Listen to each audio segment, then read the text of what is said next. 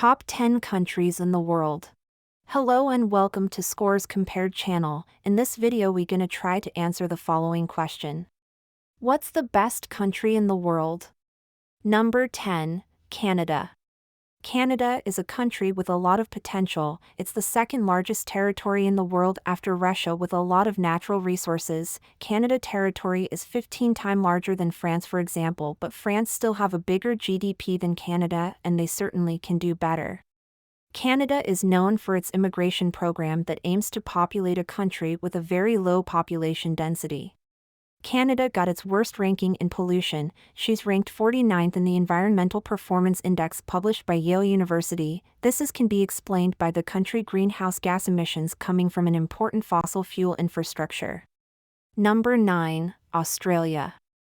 Australia is the 6th largest country by area in the world. Like Canada, it's also a large country with a low-density population. Australia got its best ranking in the HDI Human Development Index.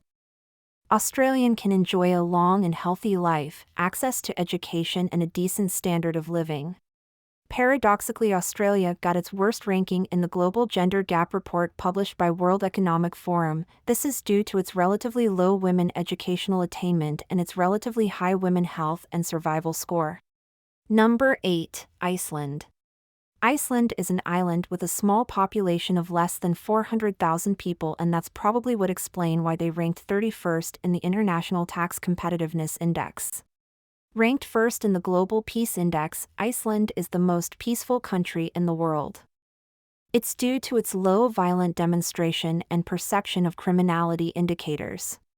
Women in Iceland have an important political representation. They won more than half of the parliament seats in 2021, and that's why they are ranked first in the Global Gender Gap Report published by the World Economic Forum.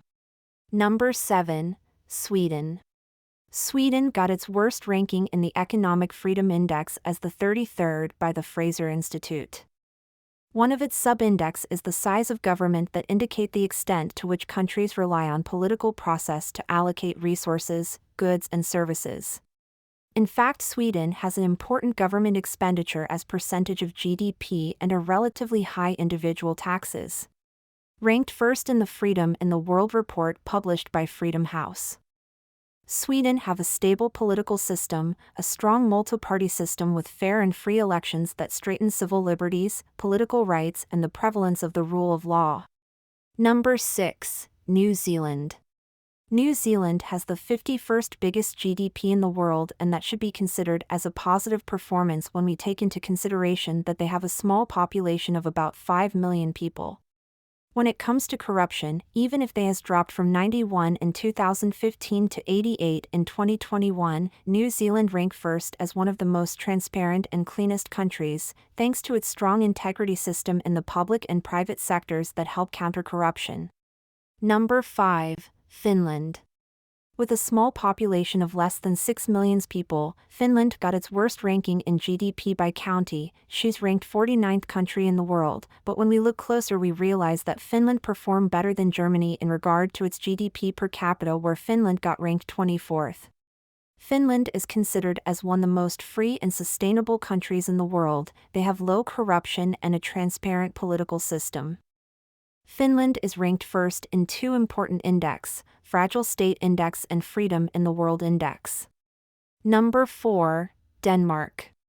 Denmark also has a small population of less than 6 million people, and that's why they got ranked 41st country by GDP. However, we realize that Denmark is performing well if we consider their GDP per capita, where they are better than Canada, one of the largest economies in the world. In fact, Denmark is performing very well and can be considered as model for a lot of countries. They got ranked first in 4 index, the Global E-Government Development Index, the Corruption Perception Index, the Gender Inequality Index and the Environmental Performance Index. Number 3, Norway. Like Sweden, Norway got its worst ranking in the Fraiser Institute Economic Freedom Index as the 32nd.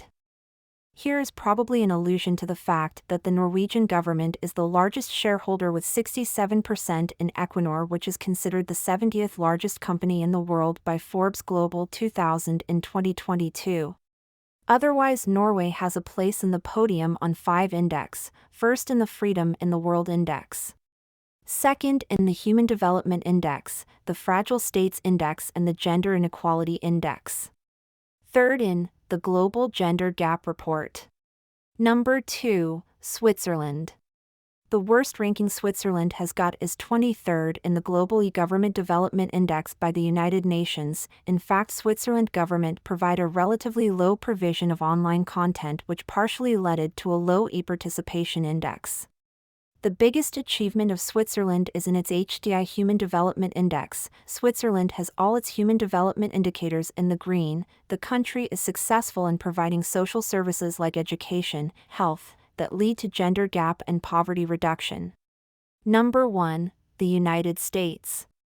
Unexpectedly, the United States still have a relatively high maternal mortality ratio and a low women's share of seats in parliament, and that's why the country is ranked 44th in the Gender Inequality Index.